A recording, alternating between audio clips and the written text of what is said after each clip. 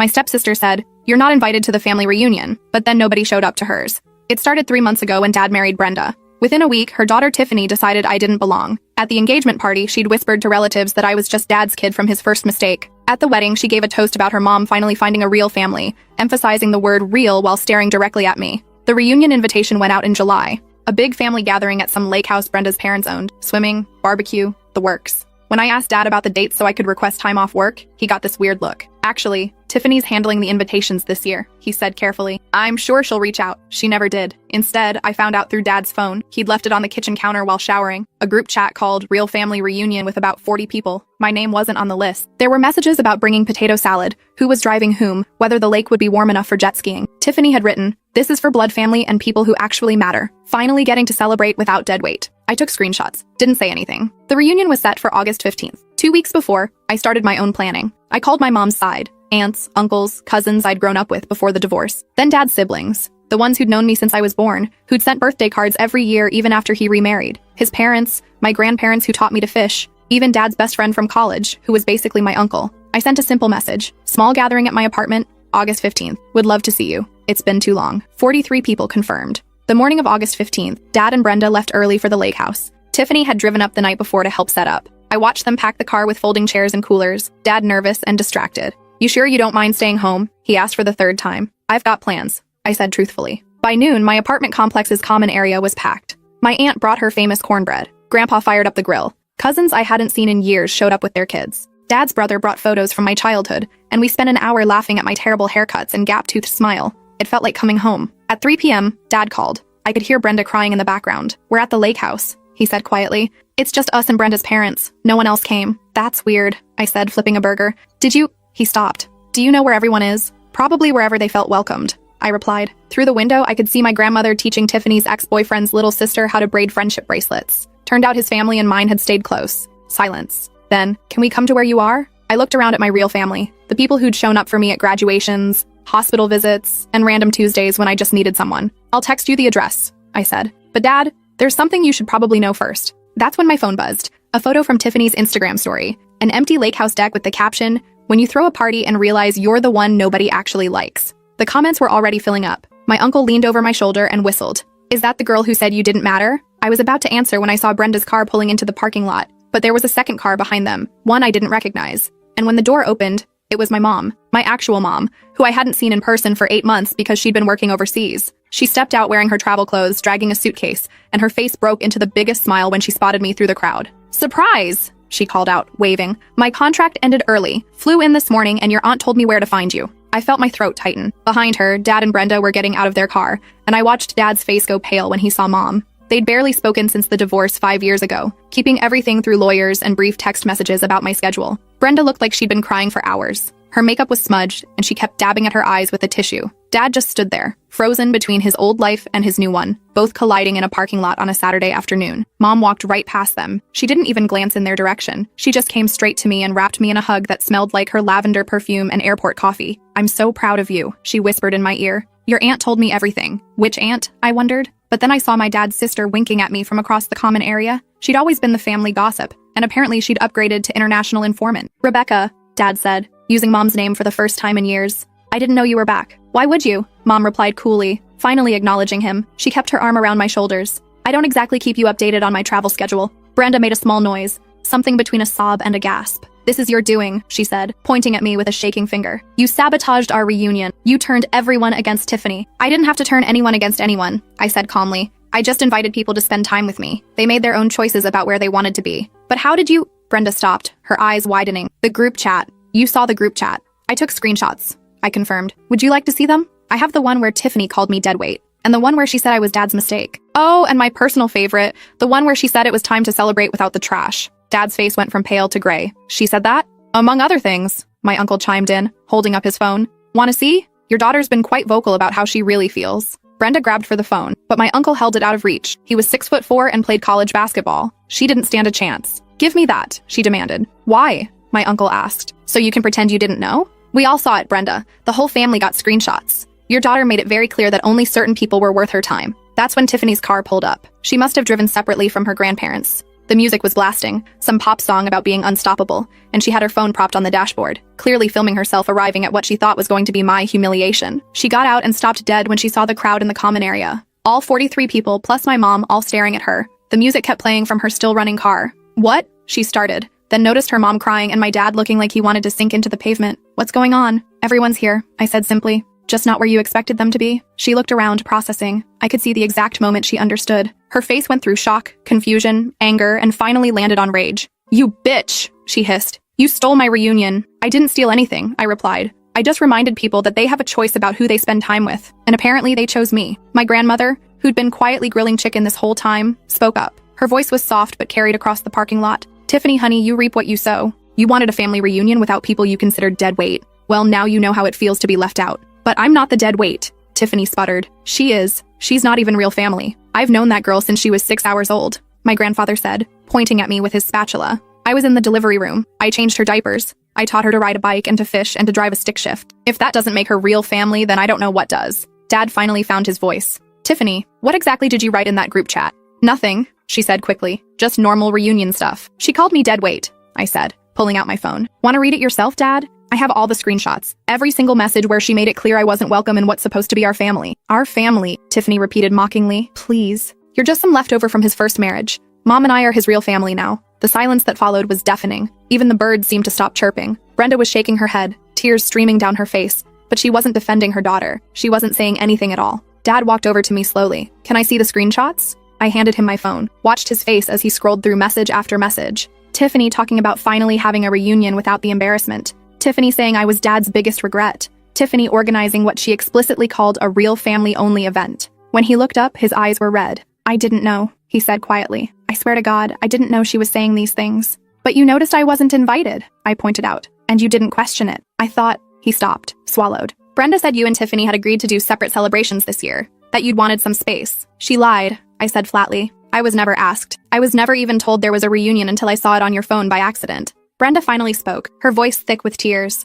"I didn't know Tiffany was being so cruel. I just thought I wanted her to have something that was ours. She's had such a hard time adjusting to the marriage." "So have I said. "But I didn't decide to exclude people from family events because of it." "This is unbelievable," Tiffany said, her voice rising. "Everyone's acting like I'm the villain here when all I wanted was one day with my actual family. Is that so wrong? To want to spend time with people who share my blood? That's not what family is," my aunt said. She'd been silent until now, just watching everything unfold. "Family is the people who show up, the people who choose to be there, blood or not. You made your choice about who mattered to you. They made their choice too." Tiffany's face crumpled, but I couldn't tell if it was genuine emotion or manipulation. With her, it was always hard to know. She'd perfected the art of crying on command by age 12, her mom had once told me proudly. "I want to go home," she said, looking at Brenda. "Can we please just go home?" "Actually," Dad said, his voice harder than I'd heard it in years, "I think we need to talk, all of us, about what family actually means in this house." "There's nothing to talk about," Tiffany snapped. "They've already made their choice. They chose her over me." "No," my grandfather corrected. "We chose kindness over cruelty. There's a difference."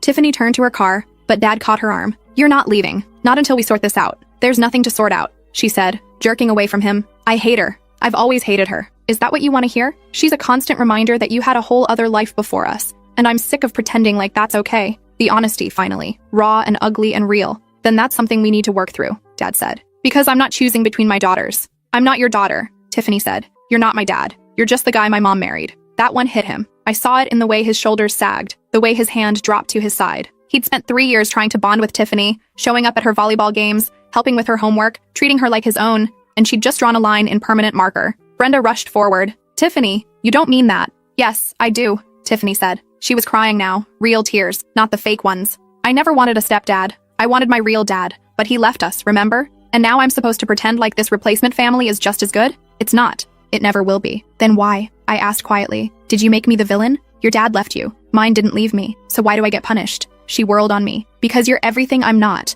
Everyone loves you. Perfect grades, perfect attitude, perfect relationship with your dad. You make me look bad, just by existing. That's not my fault," I said. "Isn't it?" She laughed, but it was bitter. "Do you know what it's like? Living with someone everyone compares you to? Why can't you be more like her? She doesn't talk back. She gets straight A's. She's so responsible. I'm so sick of being the disappointment." "No one's ever said that," Brenda protested weakly. "You don't have to say it out loud," Tiffany shot back. "I can see it in your faces. Every time I mess up, you look at her and wish I was more like that." The thing was, I understood. Not the cruelty, not the exclusion, but the feeling of being compared, of never measuring up. I'd felt that way plenty of times with Tiffany. She was prettier, more popular, more confident, but I'd never tried to hurt her because of it. I'm sorry you feel that way, I said, but taking it out on me isn't the answer. What is the answer then? She demanded. Huh? Tell me, since you're so perfect. Maybe actually talking to people instead of excluding them, my mom suggested. She'd been quiet this whole time, just observing. Maybe recognizing that blended families are hard for everyone, not just you. You're not even part of this conversation, Tiffany snapped at her. No, Mom agreed. But I was part of a divorce that affected my daughter deeply. I know what it's like to watch your child struggle with changes they didn't ask for. The difference is, I taught her that other people's existence isn't a threat to hers. Easy for you to say, Tiffany muttered. Actually, it wasn't, Mom replied. It was hard, really hard, but it was necessary. Dad was still standing there, looking lost. I don't know how to fix this, he admitted. I really thought we were becoming a family. We were never going to be a family, Tiffany said. Not a real one. Then what do you want? Dad asked. Tell me what you want, and I'll try to make it happen. Tiffany opened her mouth, then closed it. She looked around at all the faces watching her. Family members who'd known her for 3 years, who'd tried to include her, who'd sent her birthday cards and Christmas presents. People who'd shown up for her 8th grade graduation and her volleyball tournaments. I wanted today, she said finally, her voice breaking. I just wanted one day where I felt special, where I was the center of attention, where people showed up for me. But you can't make yourself special by making someone else small, my grandmother said gently. That's not how it works, sweetie. Tiffany's phone buzzed, then buzzed again, and again. She pulled it out, and her face went white. What? Brenda asked. My Instagram story, Tiffany whispered. The one about the empty reunion. It's been shared like 300 times. People are commenting. She turned the phone around so we could see. The comments were brutal. This is what happens when you're mean to people. Maybe if you weren't such a brat, people would want to come to your parties. Karma is real lol. Imagine being so entitled you don't realize everyone actually hates you. Oh, honey, Brenda said, reaching for the phone. But Tiffany pulled it away. Don't, she said. Just don't. She scrolled through more comments, her face crumpling with each one. I almost felt bad for her. Almost. Then I remembered the group chat, the dead weight comment, the 3 months of deliberate exclusion. You should probably delete that, I suggested. Now you're giving me advice? She laughed harshly. Perfect. I'm trying to help, I said. I don't want your help, she spat. I don't want anything from you. Fine, I said. Then I guess we're done here. I turned back to the common area where my actual family was waiting. My mom put her arm around me and we walked back together. Behind us, I could hear Brenda trying to comfort Tiffany, while Dad stood somewhere in the middle, probably wondering how his life had gotten so complicated. The party continued. My cousin's band set up in the corner and started playing. Kids were running around with sparklers even though it wasn't quite dark yet. My grandmother cut her famous chocolate cake and started passing out slices. I saw Dad standing at the edge of the common area about 20 minutes later. He looked like he wanted to join but wasn't sure if he was welcome. My mom saw him too. Go talk to your father, she said quietly. I don't know what to say, I admitted. The truth, she suggested. That's always a good start. I walked over to him. He was holding a bottle of water he'd gotten from somewhere, just turning it around and around in his hands. Hey, I said. Hey, he replied. Hell of a party. Yeah. We stood there in awkward silence. In the background, someone was telling a story that made everyone laugh. My uncle's distinctive guffaw carried across the space. I'm sorry, Dad said finally, for not paying closer attention, for not realizing what was happening. You chose her, I said. Brenda. And by extension, Tiffany. I get it. You wanted a new family. I wanted us all to be family, he corrected. That's not the same thing. Feels the same from where I'm standing. He nodded. I suppose it does. More silence. This was the longest conversation we'd had in months that didn't involve logistics or schedules. The screenshots, he said. Can you send them to me? I need to see everything. Why? So you can punish Tiffany? I don't think that's going to help. No, he said. So I can understand the full scope of what's been happening. I've been so blind. I wanted everyone to get along so badly that I ignored the signs that we weren't. She called me dead weight, I said. My voice cracked on the last word. She said I was your biggest mistake. Dad's jaw tightened. You are not a mistake. You have never been a mistake. But I am in the way, I said. Of her perfect family. Of the life Brenda wants. Stop, Dad interrupted. Just stop. Yes, blending families is complicated. Yes, there have been adjustments. But you are my daughter. That's not negotiable. That's not temporary. That's forever. Then why didn't you notice when she excluded me from the reunion? He flinched. Because I trusted my wife when she said you two had talked about it. Because I wanted to believe everything was fine. Because it was easier than confronting the truth. At least he was honest. Brenda's not a bad person, he continued. And Tiffany's not either. Not really. They're struggling too. With the changes. With sharing me. With feeling like they matter. That doesn't excuse cruelty, I said. No, he agreed. It doesn't. We watched as my aunt attempted to teach a complicated line dance to a group of very uncoordinated cousins. It was chaos and laughter, and everything a family gathering should be. Can I stay? Dad asked. At the party, I mean, or would you rather I leave? I wanted to tell him to leave, wanted to make him feel as excluded as I'd felt. But when I looked at his face, really looked at him, I saw exhaustion and regret and genuine pain. You can stay, I said. But Brenda and Tiffany are going home, he finished. I already told them. This is your day, your celebration. They don't get to ruin it. And after today, I asked. What happens then? Family therapy, Dad said firmly. All of us. No more pretending everything's fine when it's not. No more brushing problems under the rug. We're going to deal with this properly. Tiffany's not going to like that. Tiffany doesn't have to like it, he said. She just has to show up and do the work. He walked into the common area and my grandfather immediately pulled him aside. They talked in low voices for a few minutes. My grandfather's hand on Dad's shoulder. When they came back, Dad was wiping his eyes. Mom appeared beside me. You okay? I don't know, I admitted. This wasn't how I thought today would go. Better or worse? Both, I said. I wanted Tiffany to know how it felt to be excluded. Mission accomplished. But now I feel guilty about it. That's because you're not cruel, Mom said. You made a point. She learned a lesson. That's different from intentional malice. Is it though? Mom considered. Intent matters. You invited everyone. You didn't exclude Tiffany. She excluded herself by being unwelcoming. Natural consequences aren't the same as revenge. It feels like revenge. Sometimes justice feels like revenge when you're used to being walked all over, Mom said. You stood up for yourself. That's allowed. Across the common area, I saw Tiffany's car finally pull away. Brenda was driving. Tiffany was in the passenger seat, still staring at her phone. I wondered if she was reading the comments, if she understood yet what she'd done wrong, or if she just felt victimized by the whole situation. Dad joined us. It was weird having both my parents in the same space after so many years of carefully orchestrated separation, but they were both being civil, both focused on me instead of their old resentments. Your aunt makes a mean potato salad, Mom commented, breaking the tension. She always did, Dad agreed. Remember that 4th of July when she made 3 batches and they were still gone before the fireworks? That was a good party, Mom said softly. They weren't friends, probably never would be again, but maybe they could be friendly for my sake. That was something. The party went until almost midnight. People gradually filtered out, hugging me goodbye, promising to do this again soon. My grandmother pressed a container of leftovers into my hands. My uncle slipped me a $50 bill and told me to buy something fun. When everyone was gone, it was just me, Mom, and Dad standing in the now empty common area, surrounded by decorations and abandoned paper plates. I should go, Dad said. Brenda's probably wondering where I am. Tell her. I stopped. Actually, never mind. What? Dad prompted. Tell her I don't hate her, I said. And I don't hate Tiffany either. But I'm done pretending everything's fine when it's not. Dad nodded. That's fair. He hugged me before he left. A real hug. The kind he used to give me when I was little and the world felt scary. I love you, he whispered. I'm sorry I haven't been showing it properly. I love you too, I said, surprising myself. After he left, Mom and I cleaned up in comfortable silence. We filled trash bags and folded chairs and wiped down tables. You're staying the night, right? I asked. You flew all this way. If you'll have me, she said. Though I should warn you, I snore now. Age is cruel. We went up to my apartment. It was small, nothing fancy, but it was mine. Mom looked around with approval. You've done well for yourself, she said. I'm proud of you. Thanks for coming, I said. You didn't have to. Of course I did, she replied. You're my daughter. There's nowhere else I'd rather be. We stayed up talking until almost 3 in the morning. She told me about her work overseas, the places she'd seen, the people she'd met. I told her about my job, my friends, my life. We didn't talk about Dad or Brenda or Tiffany, just mother and daughter catching up on lost time. When I finally went to bed, I checked my phone. Tiffany had deleted the Instagram story, but screenshots lived forever. Someone had already made a Reddit post about it. The comments were a mix of sympathy and schadenfreude.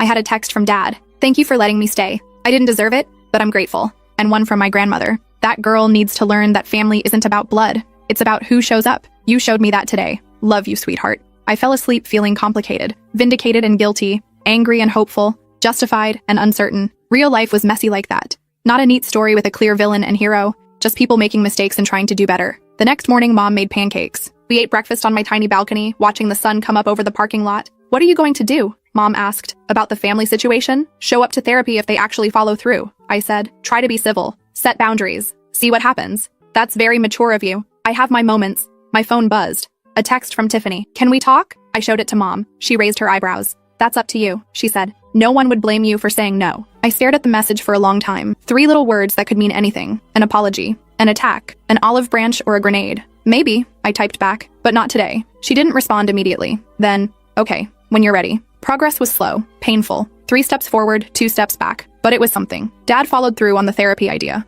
We all went. Me, him, Brenda, Tiffany. The first session was brutal. Tiffany cried. Brenda got defensive. Dad tried to mediate. I just sat there feeling numb, but we kept going back. Week after week. Slowly, things started to shift. Tiffany admitted she'd been jealous of my relationship with Dad. Brenda acknowledged she'd enabled some of her daughter's behavior. Dad confessed he'd been avoiding conflict instead of addressing problems. I learned to speak up instead of letting things slide. To say, that hurt me, instead of pretending I was fine. It wasn't a miracle cure. We still had bad days. Still had arguments. Still struggled to understand each other. But we were trying, and that was more than we'd done before. 3 months after the reunion, we had a family dinner. All 4 of us at Dad and Brenda's house. Tiffany had made lasagna, her one specialty. It was actually pretty good. I've been thinking, Tiffany said halfway through dinner, not looking at me, about the reunion, about everything. We all stopped eating, waiting. I was a bitch, she continued. A huge bitch. I blamed you for things that weren't your fault. I wanted you gone because it was easier than dealing with my actual feelings. Okay, I said carefully. I'm not saying we have to be best friends, she added quickly.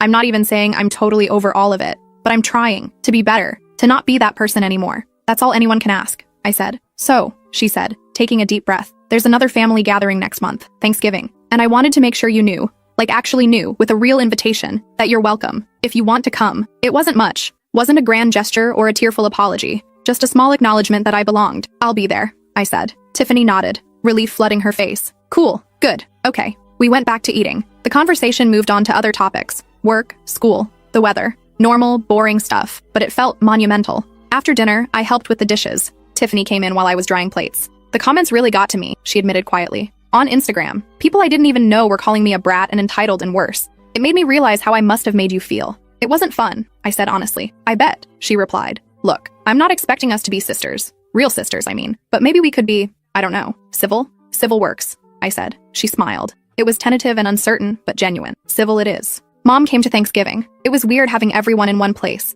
My parents who'd been divorced for 5 years, Brenda who'd replaced Mom and Dad's life, Tiffany who'd tried to erase me. But we made it work. We passed dishes and made small talk and avoided controversial topics. It wasn't perfect, but it was ours. Our messy, complicated, imperfect family situation. The reunion had been in August. By December, things had settled into a new normal. Tiffany and I weren't friends, but we were friendly. We could be in the same room without tension. We could even sometimes laugh at the same jokes. Dad seemed lighter somehow, less burdened by the weight of trying to make everyone happy. He'd learned that forced harmony wasn't real peace. Brenda apologized to me privately one evening. I should have paid more attention, she said, to what Tiffany was doing, to how you were being treated. I'm sorry. I appreciate that, I told her. I wanted so badly for us all to be a family that I ignored the fact we weren't there yet, she continued. I thought if I just pushed hard enough, pretended long enough, it would become true. Maybe we can be, I said, eventually, in our own way. I'd like that, she said. Mom left after the holidays, back to her job overseas. But she promised to visit more often, and she did. Every few months, she'd fly in for a long weekend. We'd have dinner, just the two of us, and catch up properly. Dad and I started having lunch together once a week. Just us. No Brenda or Tiffany. Father-daughter time where we could talk without complication. He asked about my life, actually listened to the answers. I learned about his work, his hobbies, the things that made him happy beyond his role as husband and father. I missed you, he admitted one lunch. When everything was so tense with the family dynamics, I missed just being your dad. I missed you too, I said. Tiffany started college that fall. The distance seemed to help her. She called sometimes to vent about roommate drama or difficult classes. Our conversations were brief and surface level, but they were friendly. Progress. A year after the reunion, I was cleaning out my phone and came across the screenshots. The real family reunion group chat. Tiffany's cruel words. The evidence of my exclusion. I almost deleted them, but instead I saved them to a folder labeled Remember. Not as ammunition for future arguments, but as a reminder of how far we'd all come, of the damage words could do, of the importance of actually dealing with problems instead of pretending they didn't exist. Dad got the promotion he'd been chasing at work. Brenda started a small business from home. Tiffany made Dean's List her first semester. I got accepted into a graduate program I'd been working toward. We were all moving forward, individually and together. The second reunion happened the following August. This time, everyone was invited, explicitly. Tiffany sent out actual invitations with handwritten notes. Mine said, "Please come, I mean it, T." We met at the same lake house. It was packed with people from all sides of the family, Dad's relatives, Brenda's relatives, even a few of Mom's family members who'd stayed close with Dad over the years. Everyone mingling together, sharing food and stories and laughter. I stood on the deck watching everyone, and Dad came up beside me. "This is what I wanted," he said quietly, "all along. Everyone together." "It took some work to get here," I reminded him. "Best work I've ever done," he replied. Tiffany appeared on my other side, holding 2 beers. She offered me one. "Truce? We've been at truce for almost a year," I pointed out. "Yeah, but this is like official truce," she said. "At a family reunion, full circle and all that." I took the beer. Official truce. We clinked bottles and drank. Brenda called for everyone to gather for the family photo. We all squeezed together. Blood relatives and step relatives and chosen family all mixed together. "Say dysfunction," my uncle called out, and everyone laughed. The photo came out blurry because too many people were laughing, but we kept it anyway, framed it. Put it on the mantle at Dad and Brenda's house as a reminder that families aren't perfect. They're messy and complicated and sometimes painful, but they're worth the effort. I learned a lot that year. That revenge can feel like justice when you've been hurt. That standing up for yourself isn't the same as being cruel. That people can change if they actually want to. That forgiveness doesn't mean forgetting, but it does mean letting go of the weight. Most importantly, I learned that family isn't determined by who shares your blood or your last name. It's determined by who shows up, who puts in the work, who chooses you day after day even when it's hard. 43 people showed up to my gathering because they cared about me. Not because they had to, but because they wanted to. That's the real family reunion. Now, 2 years later, things aren't perfect. Tiffany and I still have our moments. Brenda sometimes reverts to old defensive patterns. Dad occasionally tries too hard to make everyone happy. I still have to remind myself to speak up instead of staying silent. But we've built something real, something honest. A family that acknowledges its flaws instead of hiding them. That addresses problems instead of ignoring them. That chooses each other even when it's inconvenient or uncomfortable. Last week, Tiffany called me. Not for anything specific, just to talk. We chatted for an hour about nothing important. Her roommate's terrible boyfriend, my terrible parallel parking, whether Die Hard counts as a Christmas movie. Before we hung up, she said, "Hey, thanks." "For what?" I asked. "For not giving up on us," she said. "For giving me a chance to be better. For, just thanks." "You did the work," I replied. "I just showed up." "Still," she said, "thanks." The third reunion is coming up next month. We're doing something different this year. A camping trip instead of the lake house. Tiffany's idea, surprisingly. She wants to challenge everyone to be uncomfortable together, build fires, and share stories. And remember that family isn't about perfect moments in perfect settings. It's about showing up, even in the mess. I'll be there. Not because I have to be, but because I want to be. Because these imperfect people have become my imperfect family. Because we've done the hard work of actually becoming real to each other. And because family reunions aren't about excluding people or proving points or winning some invisible competition for who matters most. They're about inclusion, about choosing to gather together despite differences, about building something bigger than individual egos or old hurts. 3 years ago, Tiffany said I wasn't invited to the family reunion. Now, I wouldn't miss it for the world. Not because everything's perfect. It's not. Not because we all get along all the time. We don't. But because we've learned something important, that the best families aren't born, they're built. One difficult conversation at a time. One choice to show up at a time. One moment of grace at a time. So when people ask me about that infamous reunion, the one that went viral on Reddit, the one where my stepsister's empty party became internet legend, I tell them the truth. It wasn't really about revenge. It was about recognition, about being seen and valued and chosen, about learning that you can't force people to care about you, but you can choose to spend time with people who already do. And yeah, watching Tiffany realize that her cruelty had consequences, that felt good. I won't pretend it didn't. But what felt better was what came after. The hard work of rebuilding, the slow process of forgiveness, the choice to be better, all of us, together. That's the real story. Not the viral moment, but the years of work that followed it. The reunion was a catalyst, not a conclusion. A beginning, not an ending. And honestly, I'm grateful for it. For the hurt that forced us to be honest. For the embarrassment that motivated change. For the crisis that became an opportunity. Sometimes families need to fall apart before they can come back together stronger. Sometimes you need to see what you're missing before you appreciate what you have. Sometimes the person you thought was dead weight turns out to be the anchor holding everything down. My mom still visits every few months. Dad and I still have our weekly lunches. Brenda and I have started taking yoga classes together. Her idea, surprisingly. Tiffany and I text semi-regularly. Mostly memes and complaints about our respective problems. It's not a Hallmark movie. No one learned everything in one perfect moment. No magical speech fixed all our problems. Real healing takes time and effort and the willingness to be uncomfortable. But we're doing it. Slowly, messily, imperfectly. We're building something real. And the next time someone asks me if I'm invited to the family reunion, I can say yes. Not because I have to be invited, but because I'm already part of the family. The real family. The one that shows up.